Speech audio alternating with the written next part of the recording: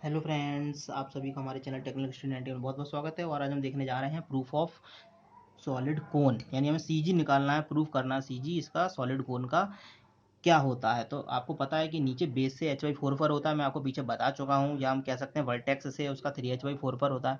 ठीक है, तो कोन का मतलब यहाँ पर शंकु से है, और ये आपका 3D फिगर होता है, आपको पता है आइसक्रीम की कोन वगैरह जो होती है ना। तो देखो हम तरफ से यहाँ पर एक मान ले रहे हैं कि let a cone of radius capital R and height small h. ये अपनी तरफ से हमने मान लिया है कि कोई एक हमारा कोन है जिसकी जो है, जो रेडियस है मेरे भाई, वो कैपिटल आर है, और इसकी जो हाइट है वो स्मॉल एच है। ठीक है, और इसकी जो डेंसिटी है वो अपनी तरफ से मान ले रहे हैं हम कि रो है। लेट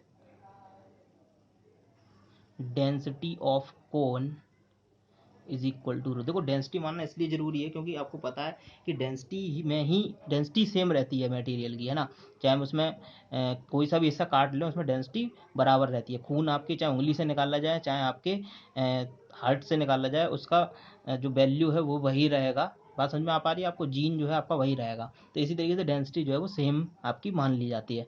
ठीक है, आगे देख लेते हैं हम लोग। तो आपको पता है जो डेंसिटी होती है वो क्या होती है? मास पर यूनिट वॉल्यूम होती है। तो मास पर यूनिट वॉल्यूम, क्लियर हो रही बात आपको? तो देखिए मास जो है, मास तो हमें अभी हम मानना नहीं है हमने कुछ भी, और डेंसिटी हमें बस निकालनी थी इसकी। तो वॉल्यूम क्या होता है आपको पता है कि कौन का वॉल्यूम क्या होता है? 1/3 पाई आर स्क्वायर एच होता है। यदि यहाँ पर आर आर हमने कैपिटल वाला लिया है, थोड़ा सा ध्यान रखें आप लोग इस चीज़ का। 1/3 पाई आर स्क्वायर एच, क्लियर हो रही है यहाँ तक बात?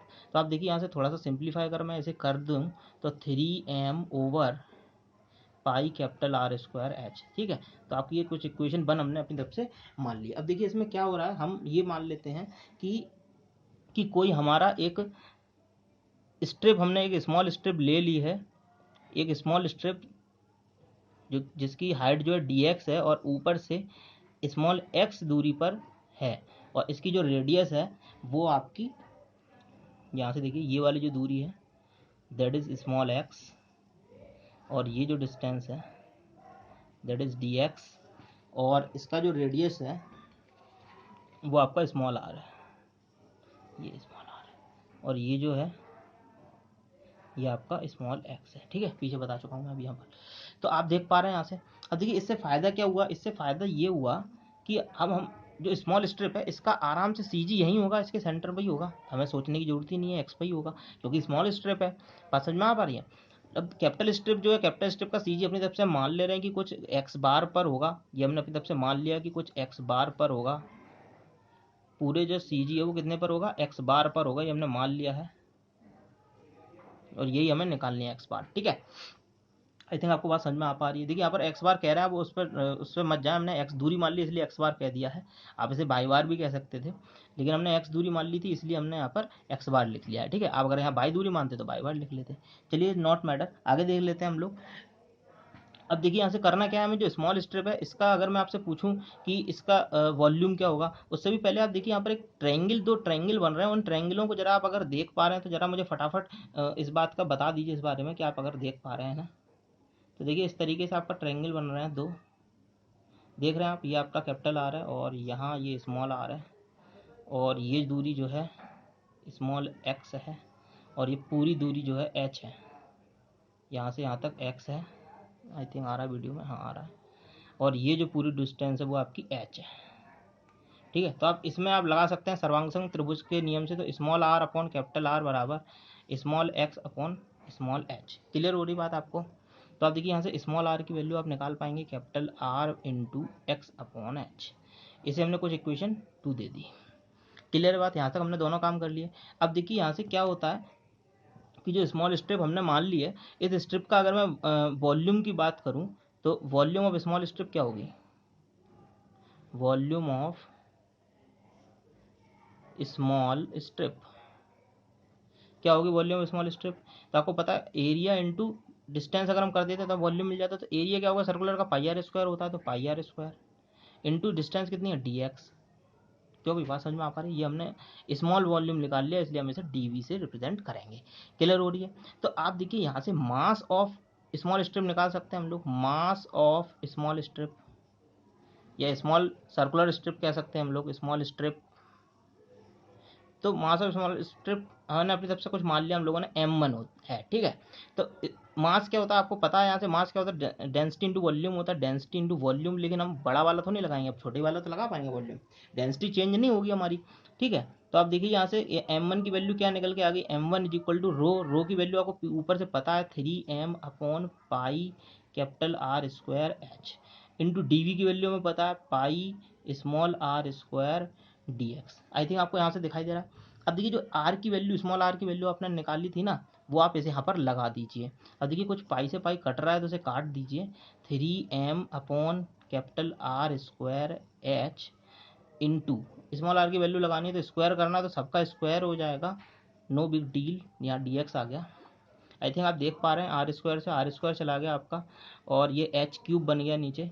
तो आप देखिए 3m/h³, और यहाँ आ गया एक्स स्क्वायर, और ये dx। ये हमने m1 की वैल्यू निकाल ली, इसी को इक्वेशन 3 मान लीजिए आप लोग। यहाँ तक क्लियर हो रहा है? आई थिंक आपको बिल्कुल साफ साफ दिखाई दे रहा है, ठीक है। तो अब आप देखिए अब करना क्या है हमें, यहाँ से क्या होगा कि जो सारे स्ट्रिप्स हैं, इन सभी स्ट्रिप्स का जो मूवमेंट होगा इनके खुद के सेंटर्स के अबाउट, उसका समेशन बराबर होगा टोटल जो हमारा मास मूवमेंट एरिया है उसका CG के अबाउट मूवमेंट के, ठीक है। तो इसे बात को हम लैंग्वेज में लिख लेते हैं। तो आप देखिए क्या होगा का mass movement of whole area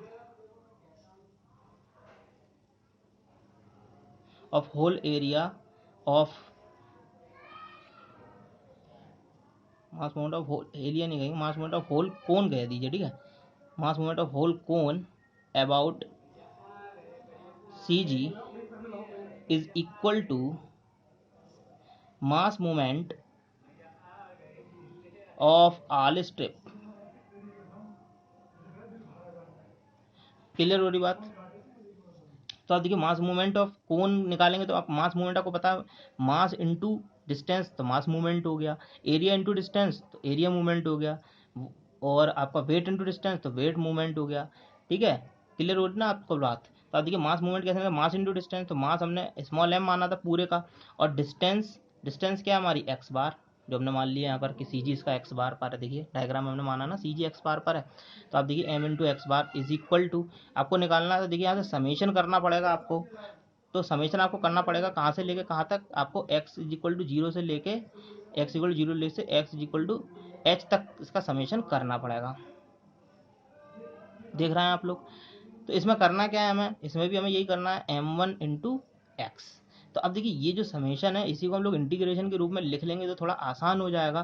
तो m1 इंटू एक्स, m1 की वैल्यू इक्वेशन 3 से आप फटाफट लिख लीजिए यहाँ पर 3m/h³ और इंटू में एक्स स्क्वायर dx, और इंटू हमें x और करना है भाई। तो देखिए ऊपर तो x³ बन गया हमारा, तो इंटीग्रेशन 0 से h, तो जो जो हमारे कांस्टेंट हैं पहले ऐसे लिख लीजिए 3m/h³, ये पूरा हमारा कांस्टेंट ही एक तरीके से, इंटू x³ dx, इसका ये हमें इंटीग्रेशन करना है, और यहाँ पर चल रहा है m इंटू एक्स बार, ठीक है। तो आप देखिए m से तो m कट गया, क्लियर बात समझ में आ रही है? तो x बार हम निकाल लें, और ये x बार जो है ये हमारा वर्टेक्स से डिस्टेंस, ये बात थोड़ी सी ध्यान रखें आप लोग, ठीक है। इसके ऊपर सेंटर से डिस्टेंस है, बेस से नहीं, ठीक है। बेस के लिए हमें h में से माइनस करना पड़ेगा।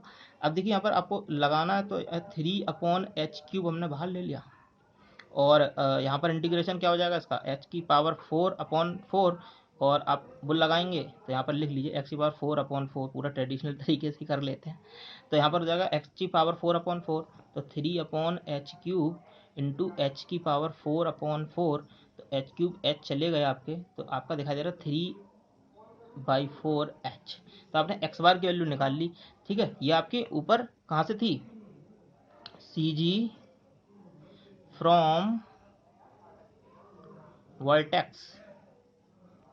अब CG फ्रॉम बेस अगर हम निकालना, CG फ्रॉम बेस, तो क्या करना पड़ेगा, h में से सीधा माइनस कर दीजिए, यानी बाई बार की वैल्यू अगर मैं पूछूं, यानी नीचे से अगर मैं ऐसे, जैसे मैंने आपको लिखाया था कि हमारा बाई बार होता है, ऐसे मैंने कुछ आपको लिखाया था कि ये बाई बार होता है ना। बाई बार की वैल्यू मैंने आपको h/4 वगैरह इस तरीके से करके लिखाई थी h/4, ये हमें प्रूफ करके लाना है ना। तो आप देखिए बाई बार की वैल्यू आपको क्या हो जाएगा, एच में से आपका 3/4 एच माइनस कर देंगे आपको, तो h/4 ही आपको मिल जाएगा। That is the final bloody answer. I think आपको बात समझ में आ पा रही है, देख पा रहे हैं आप लोग। थोड़ा सा लग रहा मुझे कि वीडियो में आ नहीं पाया, तो आप लोग अब देख लीजिए, सॉरी। तो आप देख पा रहे हैं, ठीक है। इतना मैनेजमेंट ऊपर नीचे देखना पड़ता है मुझे, और अगर इधर से ध्यान हटाएंगे तो गलत हो जाएगा। और कोई और है नहीं, मुझे ही देखना है सारा, बनाना भी खुद ही, अपलोड भी खुद ही करना है, सारी एडिटिंग भी मुझे ही करनी है, ठीक है। आपका सारा जो भी लिखना लिखाना रहता है उसमें वीडियो में। आपको बात समझ में आ पा रही है? तो यहाँ से आपने प्रूफ इसका देख लिया, काफ़ी इंपॉर्टेंट है ये। तो आपने y = h/4 आपने प्रूफ कर दिया, और यही हमें प्रूफ करना था। Hence proved, hence proved. Clear है आप लोगों को बात? तो बढ़िया है, आप लोग ये देखिए, इंपॉर्टेंट था इसलिए मैंने करा दिया। बाकी और आप लोग बताएंगे तो मैं करा दूंगा, वरना अब मैं इसके न्यूमेरिकल्स ही देखने हैं, ठीक है। बहुत बढ़िया, बेस्ट ऑफ लक, और बढ़िया तरीके से पढ़िए, बिल्कुल रिस्पॉन्स दीजिए बढ़िया करके।